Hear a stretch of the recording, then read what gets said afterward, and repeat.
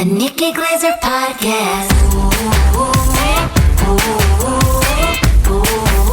The Nikki Glaser Podcast. Here's Nikki. Hello, here I am. Welcome to the show. It's the Nikki Glaser Podcast. Thanks for letting us put out one per week the past couple weeks, listeners. We really appreciate it. But now we're back for two. Yeah, it's been a while since we've been remote. It really has. It's been months. I mean, there's a little bit of a delay, so I was watching you snap your fingers to the beat of the music, and it just looked like you had no rhythm at all. That's some people. Actually, I feel like I don't have good rhythm because I think I talked about it on the podcast before, but when Chris and I a year ago were really into Guitar Hero, there's like, you set your guitars, you have to calibrate them, and you have to be like, do a strum each time the circle gets on the other circle, and you have to do it. And Chris was like laughing really hard because I was just could not do it right and couldn't do a beat. And I was really nervous. And then I watched Whiplash over the weekend. First time I ever saw that. This weekend? Yeah. Oh my God, that's one of my favorite movies. Top 5. Great taste. It's so good. It's so good. I got really mad. Oh my God. Whoa. I just had a moment where I realized something, imagery in it, or like a meaning in that. Can we spoiler alert Whiplash for people who haven't seen it? We just Whiplash came out in 2014, so it's been 10 years. I think that's a statute of limitations. Okay, so you can skip ahead 1 minute. I'm only going to talk about it 1 minute. Okay. 1 minute. Ready, set, go. Okay. First of all, there's some symbolism. Chris knows I hate jump scares, and I do not like when he got hit by that car. And I said, why didn't you tell me? And he said, I forgot about it. And I go, how would you forget about that? It's a massive part of it. It's like the least traumatizing thing to happen in the movie. Oh, I hated it. You're right. It really is. But I just hate things that come out of nowhere. I don't like Meet Joe Black when he gets hit by that car. I don't think that's a spoiler because I've never even seen the movie. No. I've just seen that clip. I don't even like when there's someone in an elevator I'm about to get into. Can you just give like a quick summary of this movie for people who don't want to fast forward and don't want to watch Miles Teller is going to the best music academy in the world in New York. It's like a made up one. J.K. Simmons is the leader of is the maestro for the jazz band that is like the best jazz band of all the college students, like grad students, I think, even in the country. Miles Teller is like young. He is a drummer, and J.K. Simmons is incredibly abusive instructor who screams at everyone, calls them the worst words in the world, and belittles them, finds information about them, uses it against them, is just truly physically and mentally abusive to the point where it's just like you just hate him so much. He's like Bella Caroli was to Carrie Strug, but Flannery, like not encouraging. You look quite a lot like a leprechaun. That was one of his lines. Oh, that was really funny. You do look like, and he says he's going to start calling him. No, he says he's going to call him Flannery. His name's Connolly. I mean, what happened? I mean, that was also J.K. Simmons. Like, he was already famous, obviously, but that was truly his big, widespread mainstream breakout. So good, and he's so ripped in it too. But Miles Teller is adorable and like so good. It's just so good. So Miles Teller is wanting to be great, and so he, earns the respect kind of J.K. Simmons. But J.K. Simmons will like give it and then take it away. Like he's not to be trusted. He's such a fucking megalomaniac. But he's trying to make them great. And one of the things he says, sorry, it's been more than a minute. Keep going if you don't want any spoilers. One of the things he says is about Charlie Bird or whoever this amazing jazz musician only got good because someone threw a cymbal at his head once during a session and almost like chopped off his head. Ooh, wow. Okay. Threw a cymbal at his head, and then that was what made him, he said if he never threw that cymbal at his head, he would have, and he just said, good job. Do you think he would have become who he became? We would have been starved of that genius that he was if someone hadn't pushed him.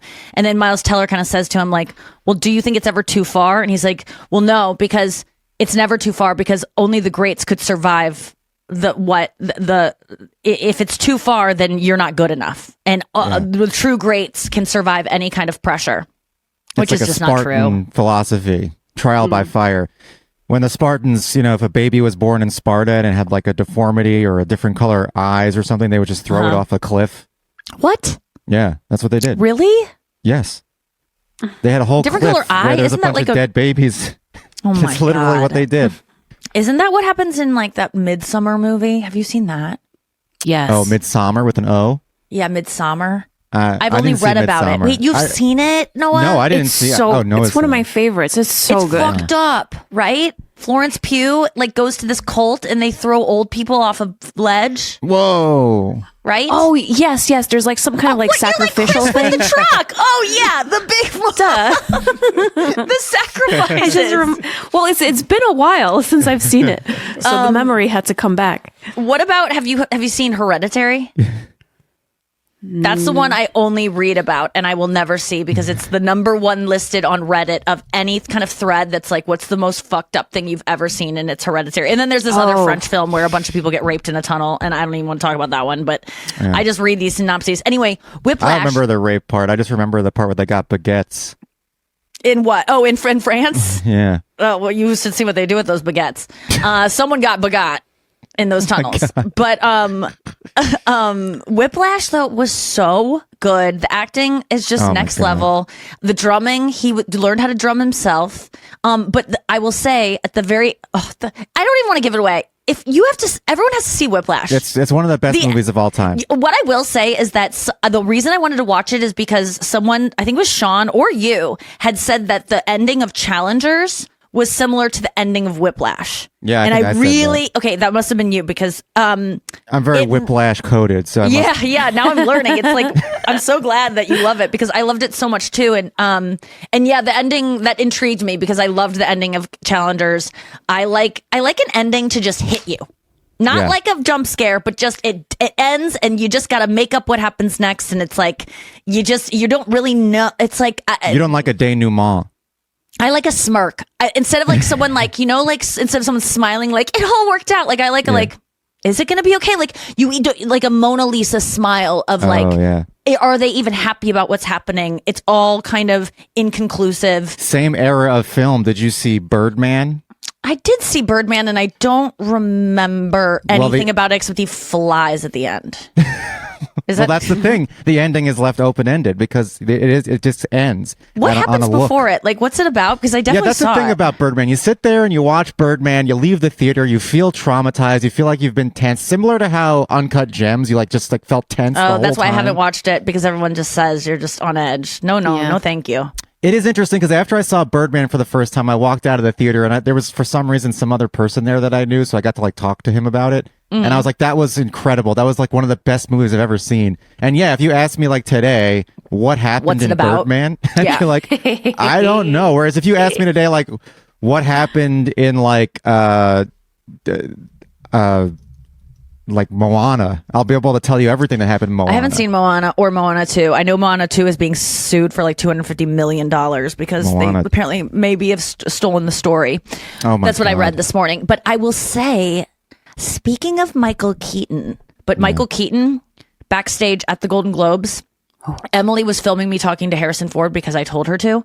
Well, I told her to just film. I just told her to take a picture of me because he was in the background and I didn't want to bother him. So I'm I was supposed to be on the same level as everyone who was backstage about to present, but I didn't want to linger by any celebrities that were getting ready because I said it last week. I didn't want them to have to say good job to me or whatever, even though they did. But Harrison Ford, I said this, he was lingering. And then Emily, did we tell the story that she was filming me? And then Michael Keaton came up behind her? No. Michael Keaton was just roaming around backstage. Very nice. Yeah. But he came up behind her, saw that she was filming Harrison Ford talking to me, and then zoomed in on her screen to film me and Harrison Ford. Oh my gosh, I love knowing that. And she had no idea who either of these people were. She did not know the importance of either. But that was so cool that I have a video that Michael Keaton directed of me and talking to Harrison Ford, and then the semi comes and hits me, and I really didn't appreciate that part of it. But also Emily took this amazing picture or video of me that I've never had this before of the moment before it happens, but I'm backstage and it's I'm waiting to walk on stage, and you see me backstage walking and making that turn to walk out the first moment. And it's really cool for me to see it from behind and see I look really calm. I just am staring at the screen waiting for it to say my name, and it's just cool. It's so fun to watch. And I can't post it though because of the fires. You can't post anything because of the fires. So I'm waiting to post some stuff. I know that I'm not saying that I'm a victim or something. Please don't take my words wrong, but there's been so much footage I'm sitting on that I'm just like, I can't, because it's just not the time. You have to like sit on it until like next year as like an anniversary post. I know that's what Emily was saying, and I was like, I just, for me, I'm sorry, this is gonna sound, I need to preface it with like, you're being judgmental, but a lot of times when I see a year ago I did this amazing thing, I'm like, your life's not going well right now. But no, so let's say, Is that bad? But any one time someone's like the month anniversary, I'm like, you have nothing going on, so you have to like tell us about something that happened. That's like, how I feel I don't about- even like to brag about something a day ago. What? Like when people post stuff from like when they were in college or like old photos, I feel like they're having like a bad self-esteem day for sure. And it's like why am I being judgmental if they need that to get to feel better about themselves of posting a picture when they used to be 20 pounds lighter or like have better skin or just had things going on? Like, who am I to be like, your life? Because fine, just let it happen. But I don't like to do it because I feel like people are going to say that about me. But really, the only person saying it about me is going to be me. no, I think a lot of people would say it. I mean, that's just the way it is. The internet is filled with monsters. Right, exactly. But it's a little bit different if it's a year from now and you're maybe about to do the same thing again and you're just posting people as like a ramp up to like remember last year. I think then it's a little different.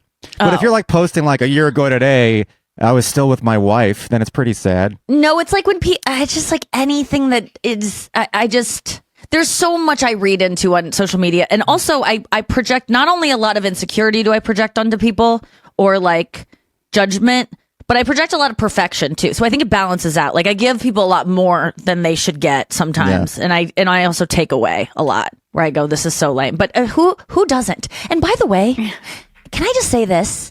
About like the fires, I mean, whatever I would say about them has already been said. It's the most tragic thing ever. I can't look at my phone anymore. It's so sad. I'm obsessive with the Firewatch app, just looking at the acreage going up, devastated for everyone. Can't even fathom the amount of loss and devastation, and it's fucking awful. And that goes without being said. I don't think anyone's not feeling that way watching it. But anyone... And this has also been said a million times. Anyone who is like, these people are rich, who gives a fuck? First of all, that's such a dumb thing to say.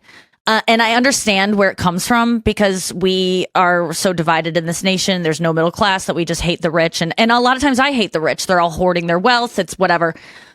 I just have to say, you would have that big of a house too if you were rich. This is the thing I don't like is like it's hypocrisy. Like these people who get mad at me about getting too many Taylor Swift tickets or like I've read in some Swiftie chats. I'm like, but if you could go this many times, wouldn't you? And the truth is they would.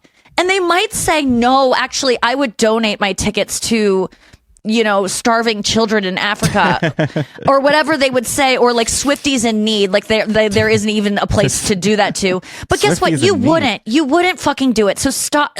Until I see examples of that in your life in other ways where you're just giving all the time of stuff that you really care about, I don't believe you. And so don't come at me. What was I supposed to do? I just don't, I won't have this argument anymore. I'm sorry I even brought it up again because I've said things like this before. But this whole thing of like these people being like, they're rich, these people with mansions, fuck them. Some guy who won the lottery, won $69 million in the lottery, lost his house in the Palisades too.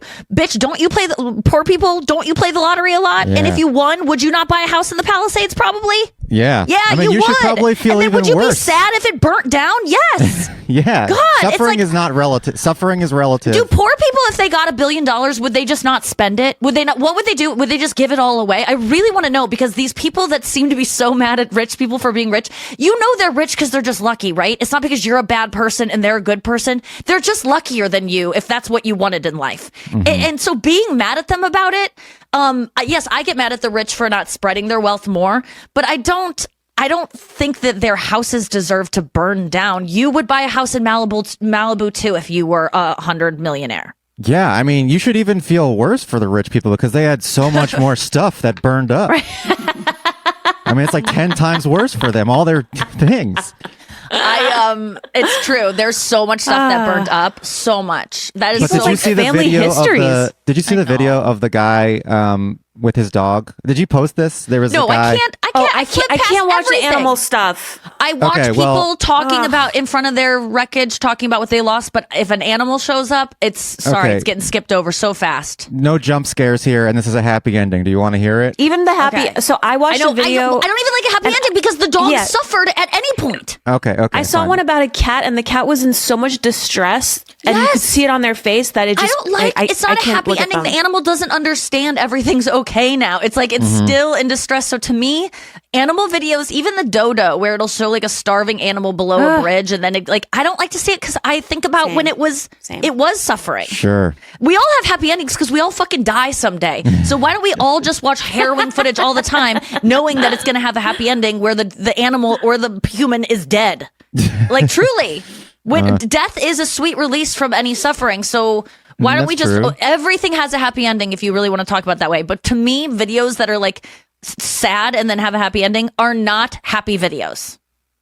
Yeah, I think. Yeah, I mean that's fair. Okay, well, tell us what happened. Well, tell us no, what you because I want you to. I have a choose your own whiplash us. adventure. I have another story because I went to. Okay. This one Yay. has no animals in it at all, but it is fire related. I went to see the Clippers game last night because I just had tickets to this Clippers game before the Whoa. fires, and we're like, should we go? And we were waiting for them Yeah. to cancel the game, and they didn't cancel the game. So I went with my friend to the Clippers game, and it's a home game, obviously, at the Intuit Dome. And first of all, it was like 20% capacity. Like there was like nobody there. I had the entire row to myself. I could have one row and my friend could have the other row behind me if we wanted. Oh my god! But listen is to that this. just the Clippers? Well, it's a lot of things coming together. One of the things is it's the Clippers, who are good, but famously they're not the Lakers. They don't have as many fans. And they're But- named after something associated with toenails. That's right. It's. I don't understand why they're called the I Clippers. don't like it. Okay. They're Yeah. But the Clippers were playing. Guess who? Oh, the Miami fires. Heat. The Miami Heat. And I was like, this team What? should not even be allowed to come to Los Angeles. I know. And so the you fire have people. emoji is canceled too. Right. Yes. Oh my God. That's so true. You can't use the fire emoji anymore. Emily says fire when we both agree on something. Like, what color should I get? And I'm like, red. And she's like, fire. Or, like, and my God. lately she's just it's been being unsent, and she goes, fuck, sorry, and Yeah. then writes slay. So until Slay, when until there's someone another- starts, there's a serial killer on the loose, a slasher, then she'll go back to fire.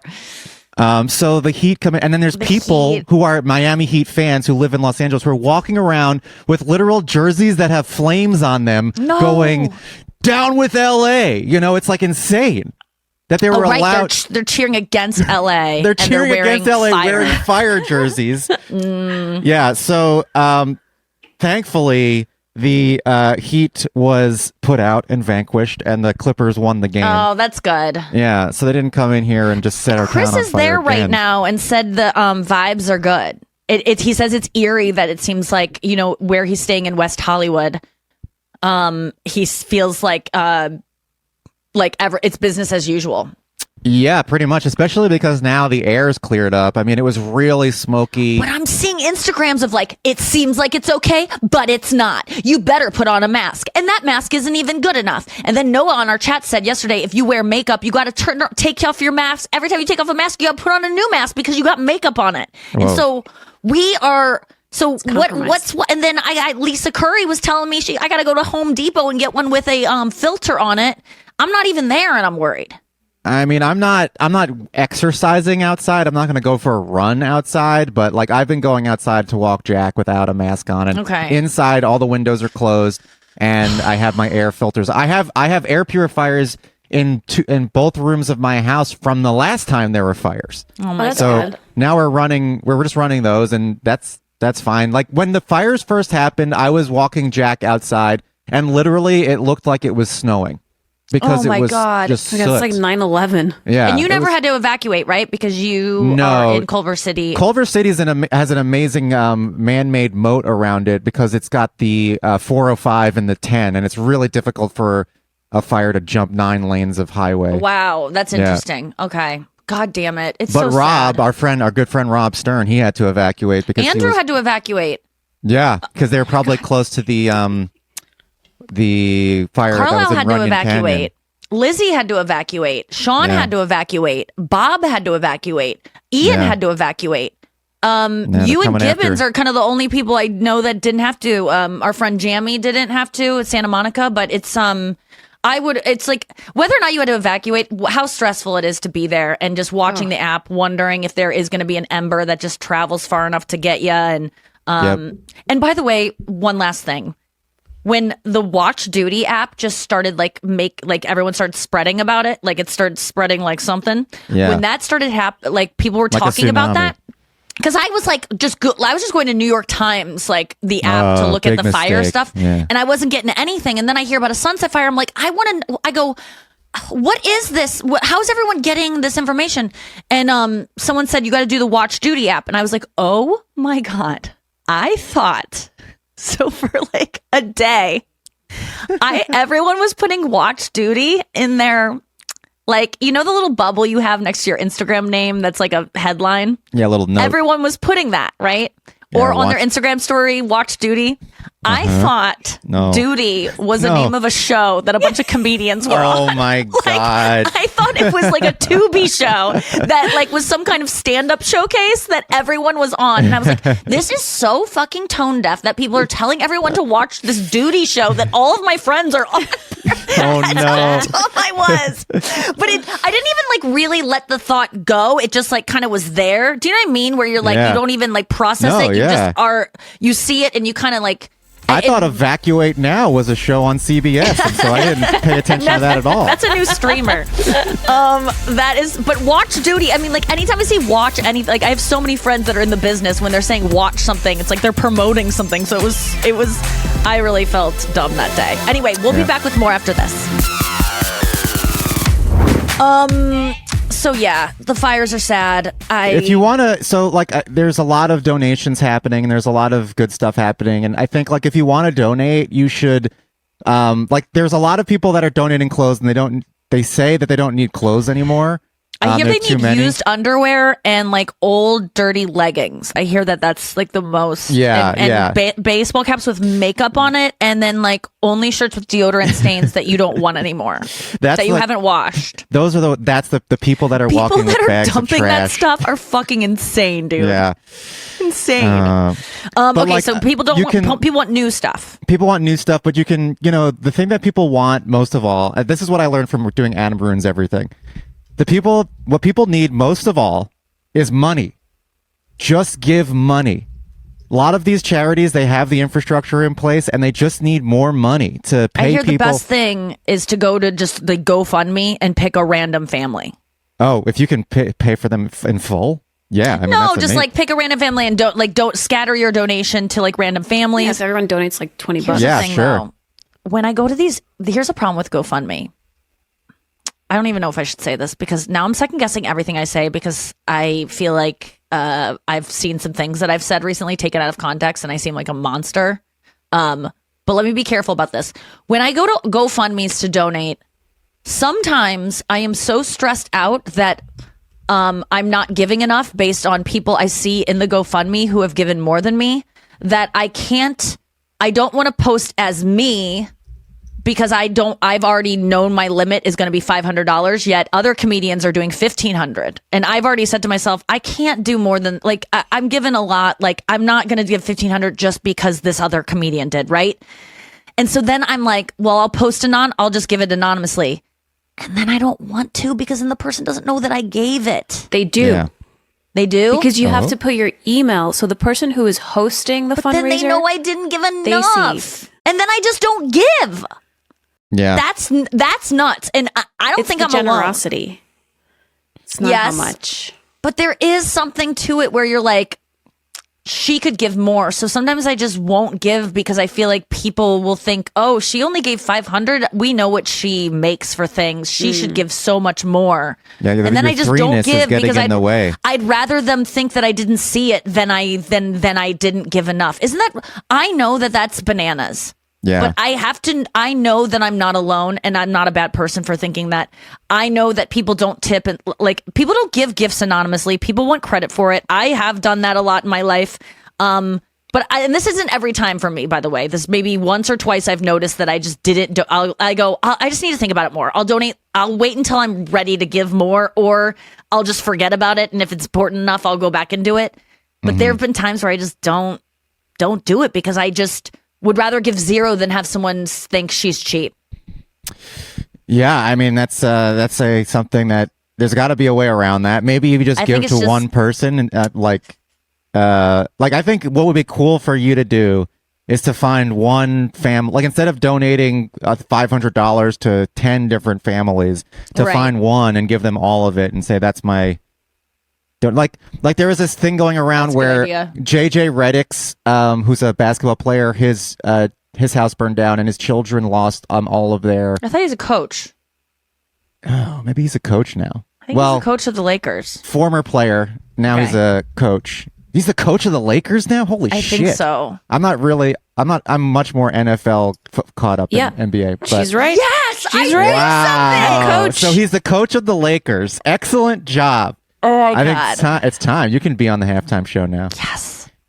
So his house burned down and his children lost their like jersey collection and they had like a jersey collection they've been amassing over like the course of going to all these NBA games. And at the game last night or 2 nights ago, the two teams playing is the Lakers and somebody else. They said no matter who wins, I think it was the Spurs, no matter who wins, we're going to give these kids signed jerseys and so they can restart their collection. And it's like, yeah, you could argue that like these kids are, they don't need, they already were privileged to have signed jerseys from all these NBA players. Do they need more jerseys? But it's really like, give to people that give what you can to people that you care about. And it doesn't matter how big or how little. Make it more personal, I think. Because everybody knows somebody, if you ever lived in LA, everybody knows somebody who got affected by the fires, and you have the ability to help someone you actually know, as opposed to helping somebody. It's nice to get obviously donate to charity. We all donate to charity, but in this instance, these GoFundMe's or just like you probably know several people who like you've like had lunch with who their house burned down. And so to be able to help them, I think would be the way to go. So many people that I spoke to the day before their house burnt down. Like some celebrities were reaching out to me to say good job, or, I met them on the red carpet. Like Mario Lopez, I talked to 2 days before his house burned down. Jamie Lee Curtis had been texting me the day before, or, DMing me. I was like, Harrison Ford, I saw him evacuating. I'm like, it's so crazy to have been so close to these people who were so close to the biggest tragedy of their lives. Hopefully it's the biggest one of their life. I mean, it's nuts how close it is to everyone. And you see the list of celebrities and even, I don't know. It's just, there's so many people that are, and everyone's so sweet when they post about their house burning down and they're like, I want to just focus on the fact that everyone's safe. And it seems people are really grounded. Yeah. And it is, just things. But like, what would you guys say? Have you guys like kind of thought about what you would save, like if you had minutes to flee? Because it's kind of made me think about that. What I would save for my apartment? Well, that isn't a living animal. Allie and I were looking around the house because we were like, we might have to evacuate. What will we take? Should we prepare our cars? And we were looking around. And this is the joy, one of the few benefits of being a millennial, is that we're looking around and we're like, there's literally not a single thing in this apartment that couldn't be replaced or isn't saved on a cloud somewhere. Yeah. Like, I don't think there's anything in here. Like, all the pictures, we have those on the cloud. We printed those off Shutterstock. Even our wedding photos are on the cloud. Like, you have just these little knickknacks that who gives a shit, like books, like it doesn't matter. Family heirlooms. Yeah, I guess I don't really have heirlooms. I have one stock that was the first stock issued to my grandfather. Yeah, I don't have any heirlooms either. They haven't reached me yet. Yeah.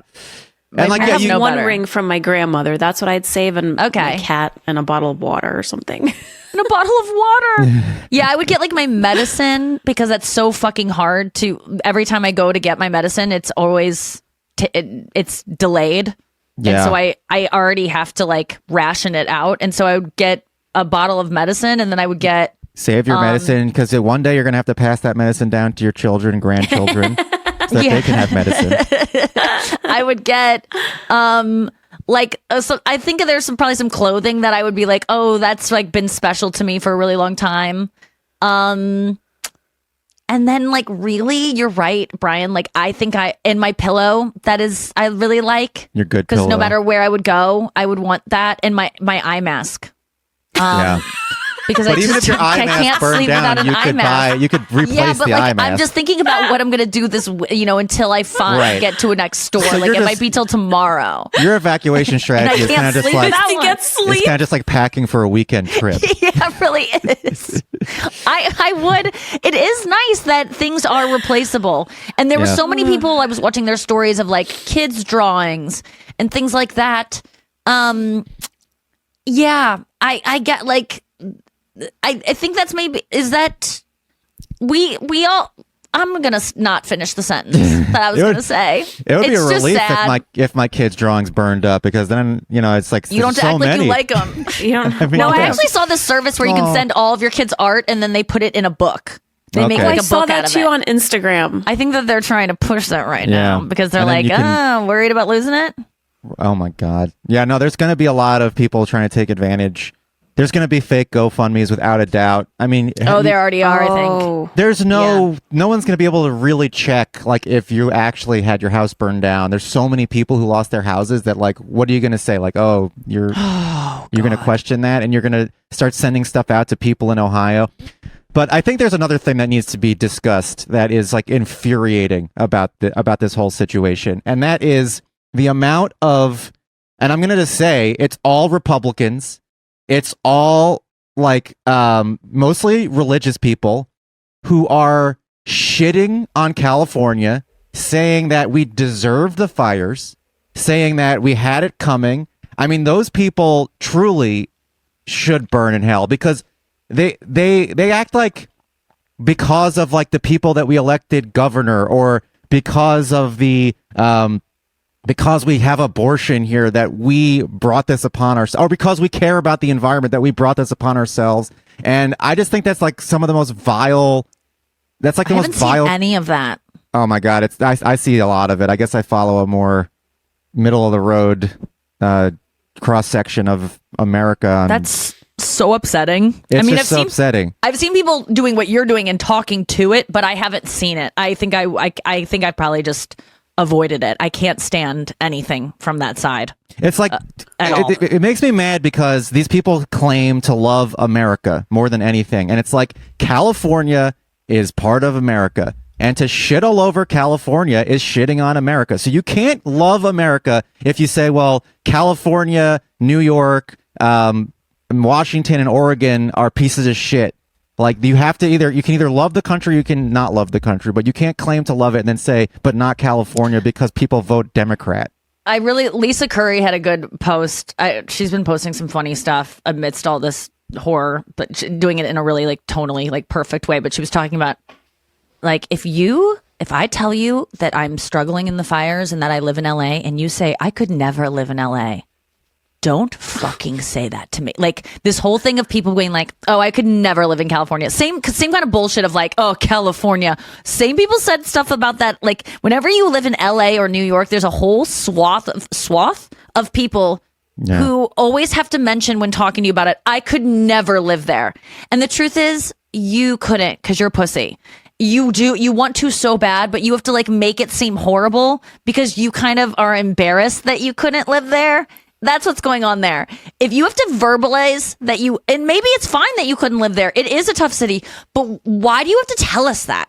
It's so lame. Yeah. And it's because you're jealous. It honestly is coming from, and I know you're going to be like, no, it's not. It just seems like a terrible city. Then why say it? No one else says that about your city. Like, no one says, I can never live in Iowa. I can, like, because we know that it's like a mean thing to say. But because LA and New York are cool, you get to shit all over them. It's like this protective thing where people get to shit on things if they're cool, right? It's the same way when women talk about guys having small penises. They know they can do it because no one's ever going to go, hey, I have a small penis, so they just get to do it all the time.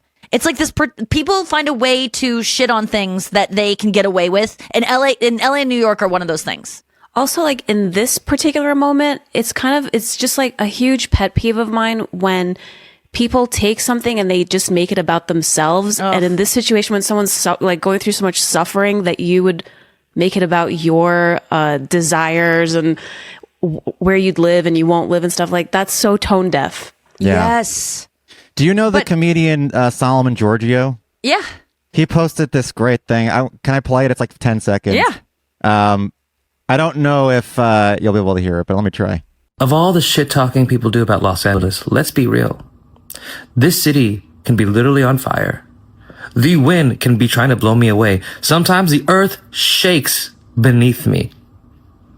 But I still don't want to live where you live. All the shit. Yeah, exactly. I thought that was pretty funny. Because people know that it's a tough city to live in. It's expensive. You know, probably the coolest, most like go-getter person from your high school probably moved there, and you loved it when they failed eventually because you don't have the balls to do it. And maybe you don't want the balls to do it. But if you're shitting all over LA or New York, and when you meet someone from there, you go, I could never live there. No one cares. And we know you couldn't. We already know because you're not there. Because you would be. Because they are very cool cities, especially in New York. Let me just say that. I think this is mainly a New York thing. I think LA, some people probably wouldn't want to live there, but New York, everyone should want to live in New York at some point. It's the coolest fucking city ever. And the reason you don't is because it's too busy for you and you wouldn't last. Yeah. It's not because you have like you're cooler than it or something. It's so annoying. And now I'm making it about me by saying that, but yeah, what's it like being back in St. Louis? So I got back yesterday. It's snow, so much snow, but it's too cold to melt. But the sun is beaming on it, so it's frozen. So it is just frozen snow. It's not even fun snow. It's just you're walking on ice everywhere you go. Yeah. Chris isn't here. I'm alone. Is it weird to be back at home? I mean, it's what a parallel. I did not want to be in LA. We were in Hawaii, and we were gonna I was even gonna to get to St. Louis. I was gonna fly through LA, and I said no. I don't even want to touch down in the city. I talk about making about myself. I just am too depressed to even. I don't want to look out the window. I don't want to see people who look sad. I can't handle it. I don't want to have a chance of the plane not getting out and I have to stay the night there. Like Chris is fucking there. Chris chose to go back. I'm like, what is he I'm doing just too here? saddened by it. He's editing the Joan Rivers thing he shot back in November. Cool. So one thing that's positive about LA right now is, I don't know if you were if you recall, post 9/11, you were in St. Louis. I was going to say, is it so post 9/11? There is a small amount of camaraderie in the streets among strangers. Like if you go to a restaurant, like everyone's kind of talking about it, and there is a kindness that LA's never been known for people being mean, but so it's not as stark of a contrast as it was in New York when like people start to be nice all of a sudden. It's like, what? But in LA, it is people. There are people just like. Kind of, there's more kindness in the general public. Yeah, I could see how that would be nice, and Chris did say it's like doesn't seem like he's out in the street like walking around, going to restaurants, like everything seems in business. I don't know. Sometimes it's the way I don't want to look at footage of dogs being rescued. It's too sad. Like I just want to avoid sadness, and maybe it's selfish, but I just told my assistant, I was like, get me back from Hawaii to St. Louis, and please change my flight. I don't want to go through LA. I'm too scared. And so I went to Atlanta. I flew all the way to Atlanta. From Hawaii? Yeah, it actually was like the shortest flight of all the ones, even the ones through LA that were offered. It was like 12 hours long. So a direct flight from Hawaii all the way to Atlanta? Yeah, and then to St. Louis was shorter than a lot of, I think it was like on par with some from LA, but shorter than like San Francisco or Dallas or anything like that. Because of the layover? Yeah, I did a red eye. And guess what I watched on the flight? I'm like trying to watch more movies because I want to make a movie. So I'm trying to like get back into watching movies and seeing what I like and seeing what I don't. And I just feel like I'm not reading books right now, and I need to like consume things that make me feel a lot. And I had some time. I had a week off, so we consumed some movies, Whiplash, and then the one movie that I read on it was like a Instagram post. I even put it on the girls' chat. It was an Instagram post that said, what movie for you, when you turned it off, made you stare at the wall for 5 minutes and question everything? And I sent it to the girls chat being like, which one was this for you guys? I forget what all of you said, but I remember the number one comment underneath this one was Interstellar. And I'd never seen Interstellar. I asked Chris about it because it seemed like something that had a lot of like destruction and suspense and maybe like aliens and like, I don't know, fire and shooting, but he said it wasn't. So I watched that on the plane, and I don't really know that it didn't leave me staring at anything. It left me staring at my phone a lot. It was Timothy Chalamet's in it. I loved seeing him. Yeah. Jessica Chastain, gorgeous, amazing. I loved Matthew McConaughey. I don't know what happened. It feels like it felt like what's the Inception to me. I had to read a synopsis of it to understand. Well, a lot of the concepts in Interstellar, because that came out in like 2012 or something. 2014. A lot of those concepts. Anything you want to know about it, I can tell you. Yeah. Well, it's been well trodden now. It was groundbreaking at the time, and really? I don't even think it was so groundbreaking at the time because of like Star Trek and they have but like covered a lot of this wormholes and stuff. stuff. Yeah, like since Interstellar came out, like even in just like cartoons like Rick and Morty, like these cons and like the multiverse with Marvel, like this stuff has now become almost like overdone. Whereas when Interstellar came out, it was like right at the beginning when it was becoming mainstream to talk about these types of like. I need more movies like this. I want more movies that leave me staring at a blank wall. What does that conjure any movie for you both that like left you going like, whoa? Well, I thought Birdman was that. Now I can't even remember what happened. It was about some kind of play. Yeah. I just remember there was a play and then he shot. I mean, I thought Birdman. Whiplash, I mean. Oh, yeah, he was an actor. That's right, Birdman. Right. He was an actor in Birdman. Yeah, movies that made me like question like the world. Or just like made you turned it off and you like couldn't speak, or you were just like, whoa, what did I just watch kind of thing. I don't remember having that feeling about, maybe American Beauty when I first saw it in like 8th grade. I think now even that would probably get me. Is that Kevin Spacey? What? Oh yeah, it's Kevin Spacey working out in a garage. Annette Bening slapping herself. Yeah. Wes Bentley, who is also in. I had not seen him since American Beauty, and then he shows up in Interstellar, and he looks the same. Oh my God! It was probably like 25-year difference of those two movies. Whoa. He looked great. He died in the tidal wave in Interstellar, though. Spoiler alert. Oh, and Matt Damon shows up. I mean, Interstellar people just started showing up. Topher Grace suddenly is there. Matt Damon gets unzipped, and he suddenly come out of this fucking cryogenic chamber. I didn't even know he was in it. I was like, that's Damon? Yeah. He's nuts. Matt Actually, Damon. who's the chick in it? Oh, yeah. Oh, Anne Hathaway? I was like, what is Anne Hathaway in this movie? I could not believe how star-studded Interstellar was. And then a young Timothée Chalamet. Oh, yeah. Timothée.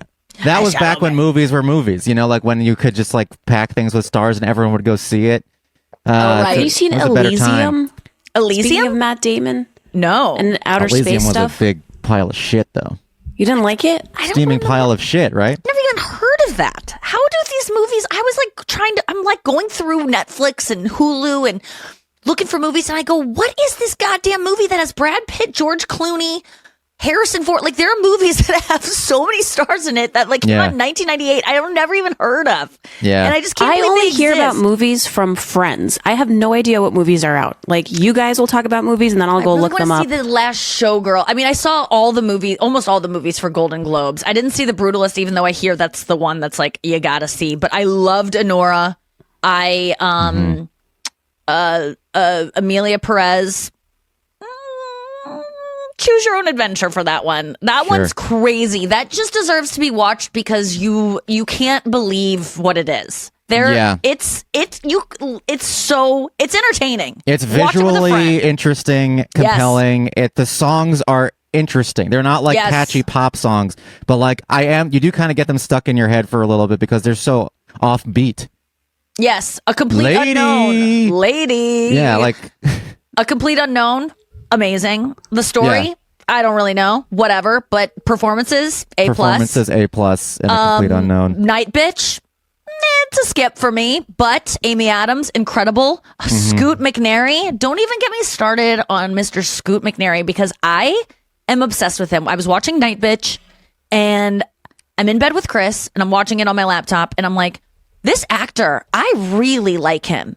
And Chris is like, okay. And I'm like, I showed him because I didn't want Chris to be like, well, she's just like horning out for a guy, because he's not like a very like obviously hot dude, but there is a hotness to Scoop McNairy. He's the husband on Night Bitch, and Amy Adams is incredible in it. It's just, it wasn't for me. I don't know. I just don't want her. I didn't want her turning into a dog. I liked everything else. I love seeing the struggle of motherhood. I thought it was important. When we start talking about women being beasts and like being part of the earth, and we need to rise up because we are the earth, I'm just like, I check out. I don't like anything spiritual or like mythical. I'm just not into it. It's not for me, but it is. I know so many people who love Night Bitch, but the performances were one great. of several movies that came out this year where a woman turns into a dog. Yes. The Lots of other that. one being a baby girl, which I did like Baby Girl, but more than Night Bitch. But in Night Bitch, there were parts of it I really loved. Did you see Night Bitch? I just want to keep saying Night Bitch. I didn't You see guys Night did it? Bitch. No. Yeah. You have to see it, Noah, because you're a new mom. You need to see it. You got to learn how to unleash the beast. Noah. Yeah, you just I feel it like just I really saw captures being that a mom. scene. But you also like are a mom. You're already living it. Like you're not going to learn anything new about Right. how hard it is to be a mom. It's good for Right. women like me to see, to be like, whoa, God, that is rough. Yeah, like you. That's like saying to Nikki, you should watch a movie about like a touring comedian. But I kind of want to see that. Oh. Because you kind of want to see what your life, you like, it's kind of cool to see your life in cinema. So maybe you should see Cinema. it. Cinema. What movies that have comedians in it have you seen that you're like there was like I like King Joker. of Comedy, Joker. Joker was really I never solid. saw King of Comedy, but I liked Punchline, even though I don't think that was a good representation. Funny People, Oh yeah, God, I remember Funny People. Man, loved. Because he nailed it because he's a comedian. sure. You know, I felt like that was pretty good. Was Top 5? Remember Chris Rock's movie? Yes. I don't think Was he was he a comedian? he a or was he like comedian in a that? I like that movie. Yeah, he was. I think so. Mm. That was good. Yeah, anyway, I recommended Complete Unknown the most. I recommended Honora very, very much. Yeah, And Nora I was recommend like A Scoop McNairy. groundbreaking comedy movie. Like it restored my faith in the ability of people to make comedies that are successful. It wasn't totally a comedy though. Like I'm sorry, it wasn't like a broad comedy like No, it wasn't like Airplane. old school, or you know, This Is 40 or Trainwreck. Like I want that back. Can we Yeah. can we bring those back, and can those be maybe They just don't make any nominated money. for things? Like we learned this from Why? Popstar, which was one of the best comedy movies of all time. They just don't. People don't want to go. We gotta go to break. Why? Why does everyone want to see big robots throwing things at each other? Oh my And, God, I love big fighting robots. on a cliff, and like Oh, on a cliff? big dinosaurs biting legs of other dinosaurs. Like, Oh why my do God. why do we want to see When's that coming men with blue heads and like Yeah, one yeah. eye shooting a laser? Oh. And then all these people turning into zombies and like marching in unison. Yeah. And then, like, why is Yes. that what everyone wants to see? Oh my Why God. don't people want to laugh? Why don't they want to like fall in love? Why don't they want to No. watch people like have a meet cute? Like, what happened? Like, I don't understand it. Like, what? Why? Because don't women enjoy things? Because women are not enjoying laser No. beams. out Women of want to see eyes. movies about women turning into dogs and getting fingered. No, they now. don't. I don't even know what women want, but like like superhero movies. Do women? I think women do like them. I'm not Some saying it's women. just some women. Allie but likes them. But does she like them as much as like a rom com? I have the answer to your question. Or like a really funny, like a When Harry Met Sally. I'm not talking about like Lose a Guy in 10 Days rom com. I'm sorry. Yeah. Made in Manhattan. Respect all the women in those movies. They suck. Respect. They're Mad bad respect. dialogue. They're Yeah. dumb scenarios. When Harry Met Sally, You've Got Mail. I'm talking Nora Ephron levels of romantic comedies. Why aren't those being made? Like, let me get some of those, or a Least Complicated, a Nancy Myers. Like, that's where we need to bring things back. I don't want Sweet Home Alabama. I don't want Legally Blonde. I'm sorry. I know everyone loves Legally Blonde. I didn't like it. Why? I don't know. But I think that sometimes when things are made for women, they're dumbed down so much. And I'm sure it Yeah. happens with men, too, with Well, superhero movies. Yeah, they're dumbed down for men too. That's But why the I'm tired of robots are things throwing being things at dumbed other down. robots. That's why I liked Whiplash. It respected my intelligence, but it wasn't like over my head. I just want to see a movie where a big monster comes out of the sea. That's what I'm saying. That's all that happens in these movies, but people love it. People love to see like an arm turn into a machine and like a guy being like, what? And then he throws a rock and it hits And then maybe he gets into a car. Maybe we get into a car. Oh my God. And then, okay, wait, we gotta go to break and then I'm gonna come back with my biggest pet peeve in movies of all time. Final thought. Okay, this is something I can't handle in movies, and it happens in comedies too. It happened in Barbie, and it stressed me out. And it always stresses me out so much when cars go like when there's a skid mark. When cars like when like there's a rough turn and it kind of like comes up on or it like goes over a ledge and it goes boom boom and the axle gets all fucked up. It's like, why are we fucking up cars? And like putting these machines that are like handcrafted, some of them handcrafted, even like just they cost thousands and thousands of dollars, and we're going like boom, boom, and like driving them so shitty. I don't like things going like I don't like when things are damaged in movies. I don't like damage, and I certainly don't like it in cars. There's a scene where she's like being chased by Mattel. And they like grow over this ledge, and the car, you can just tell that car's shittier now because of that one scene. And it's like, did we really need that? Like, why can't people just drive fast? Fast is different than like, and like going over. Like, I think my dad got it in my head that like the axle being fucked up and your alignment being fucked up is like, there's nothing worse. It'll ruin the tires immediately. And then you have to take it to the mechanic, which I just went to today, and it takes so much time, even though they had me in and out as quickly as they could. It just is like, why do we need to see that all the time? Why do men like seeing cars go over curbs so fucking much?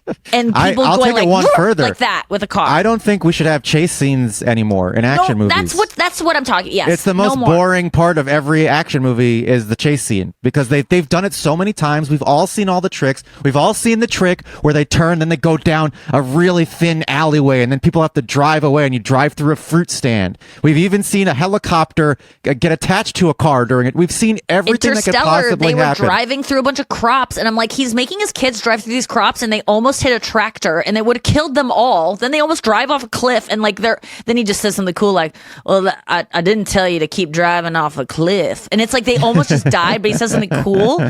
I just can't, and I don't. That's the problem. They lower the stakes. Here's a new one that I don't think anyone's ever pointed out. I cannot stand in a movie when two people are walking down the sidewalk next to each other and one of them says something a little bit shocking, and then the person that hears the shocking thing stops in place, and that person that says the shocking thing keeps walking.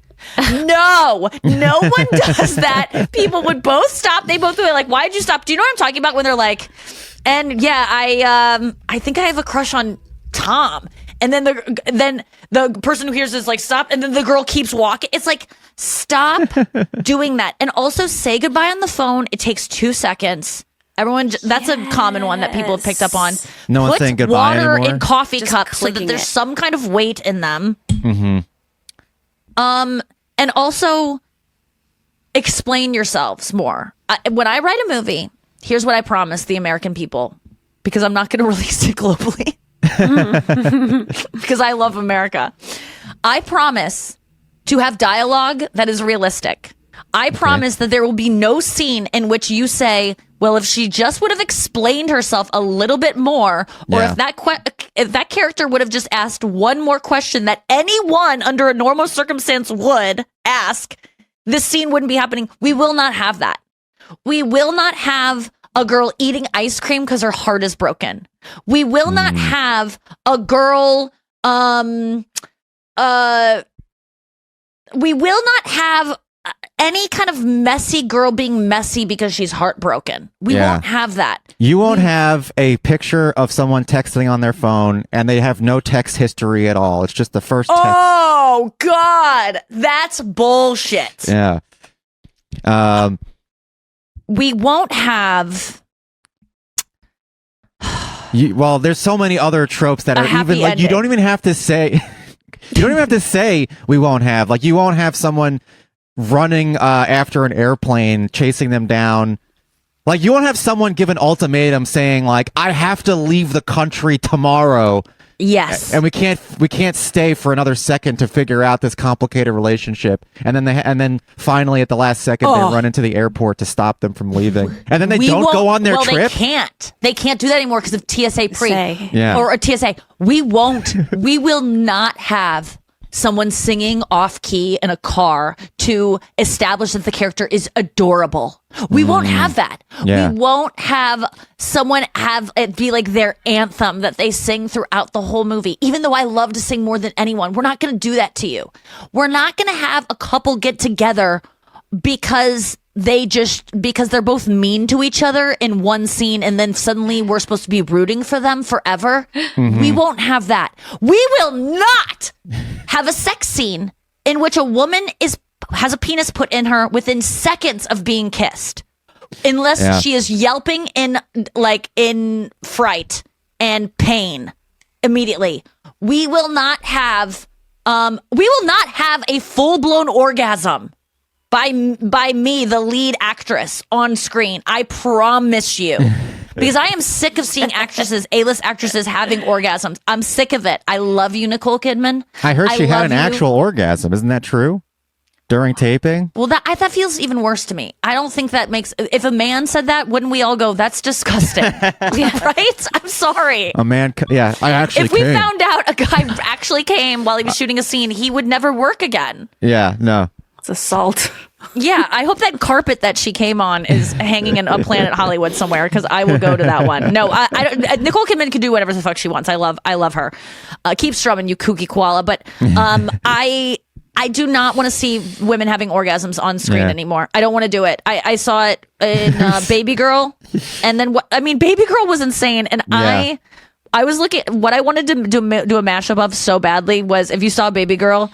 You heard Nicole Kidman's orgasm sound, which is like really a guttural, very realistic. I will say it was realistic. I'll give her that. Sound, grunt. And I wanted, I forgot, I was asking, I guess Noah Garfinkel, but then he didn't know either of the references. I was like, I wanted that to be to put that sound in the Wicked movie for her battle cry. I thought that would have been funny, but no one made it happen.